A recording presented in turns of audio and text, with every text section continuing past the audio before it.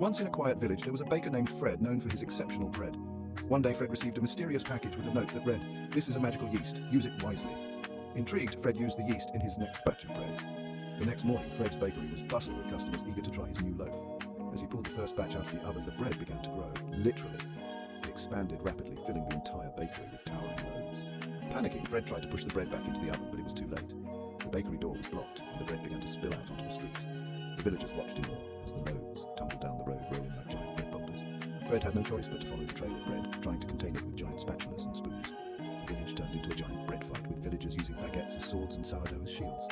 By evening, the bread had finally been contained, but the villagers were covered in flour and crumbs, laughing and recounting the bread battle. Fred, though exhausted, couldn't help but join in the laughter. He decided that perhaps the magical yeast was best used in smaller doses, or maybe just to bake a loaf at a time. From then on, the village had an annual bread festival, celebrating the day when their quiet village turned into a giant bread battleground. Fred's bakery became famous for the most delicious